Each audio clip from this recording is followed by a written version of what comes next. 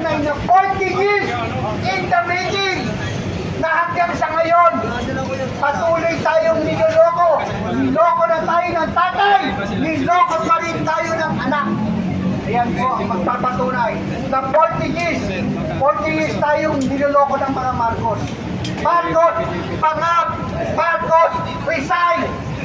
Marcos, manloloko! Yan. Okay. Tawag ka muna, brother. Mga kababayan, binigyan po tayo ng 15 minutes ng ating mga kapulisan. Oo. Kaya sabay-sabay po natin itaas ang ating kamao. Kaliwa man o kanan, pwede na. Wala namang kulang ito. Sabay-sabay yung sundan. Ang panawagan ni Ka-Eric na Marcos resign, palayasin, ikulong sa selda 13. Okay, sample. Taas kamao, everybody. Marcos resign, palayasin, ikulong sa selda 13. Parang hindi maramdaman daw.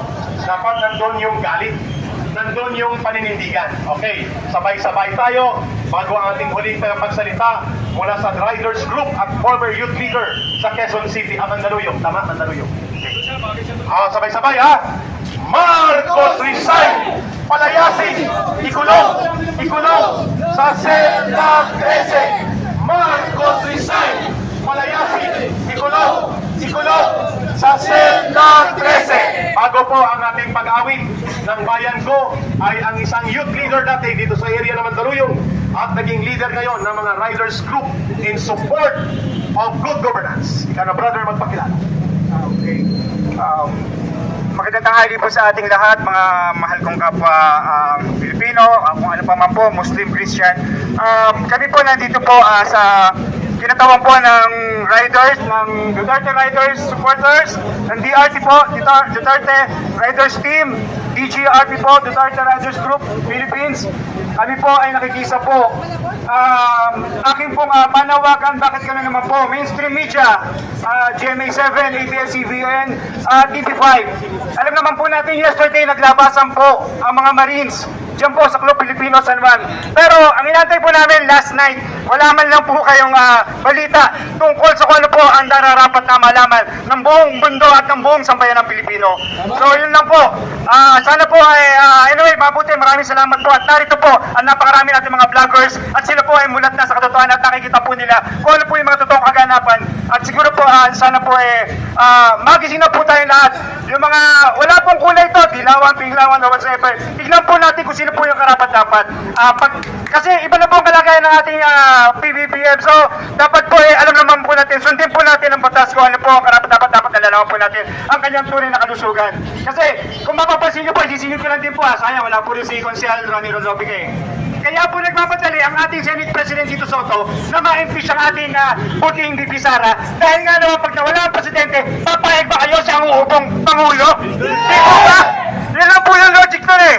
So, muli po, nakikisa po ang buong Riders Team, Duterte po. Maraming salamat po.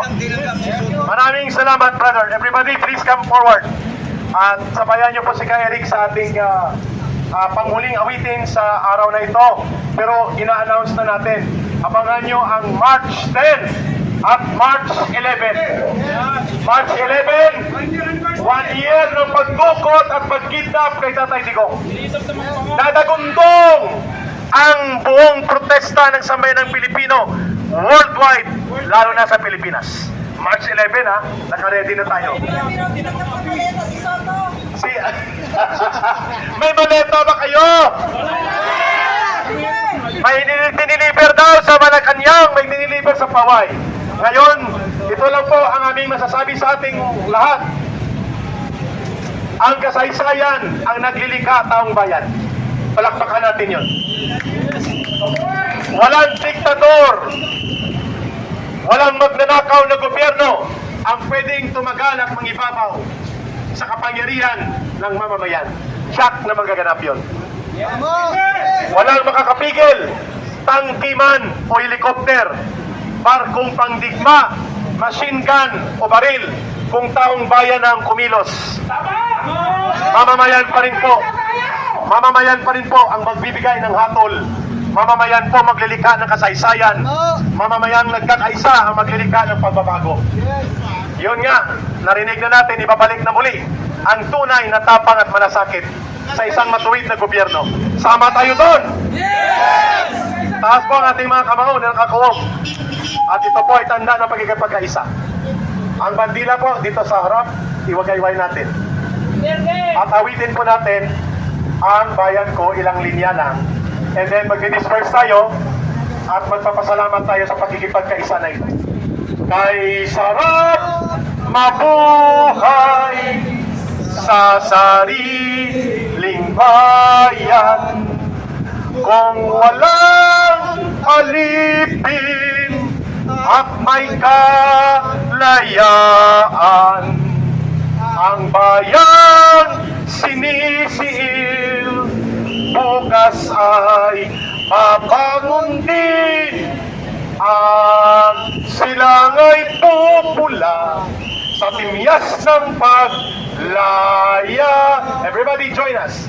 Maibon mang may layang lumipad, kulungin mo at umiiyak, bayan pa kayang sakdal dilag, ang di magnasang makaalpas.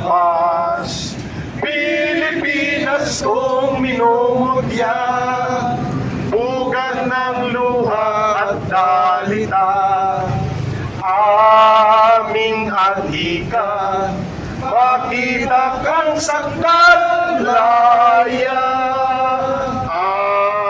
aming adhika, makita kang sakdalaya. Marcos resign, palayasin, ikulong sa selda 13. Marcos resign, palayasin, ikulong sa selda 13. Mabuhay ang sambayan ng Pilipino. Marcos resign in the Philippines.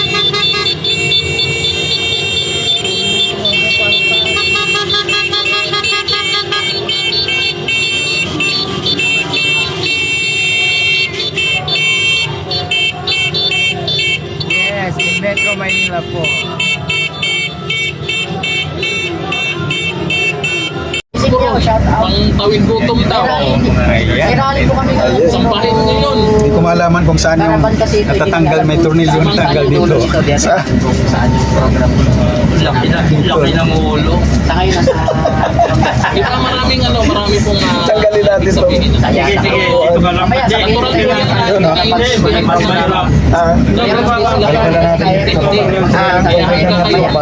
Paniwala sila. Wala pa. Ayan, sir. Bagay, Oo, para- nakatikim ka pa naman ng kickbox. Yan. Ayun. Laki na ng ulo sa kanya. Idol DJ. Laki kasi ng ulo eh. More than 1,000 like viewers. Magagalit si Mrs. niyan pag malaking ulo. Pag maliit ang ulo. Ayun, ayala yung ayala. Ayun! Natatakot sila or nataranta sila doon sa Ayala. sa pag-declare ni Bibi Sara. Eh, ulat kayo sa 2028, si Basti Duterte pa lang tatakbo. Eh di nga. Di ba?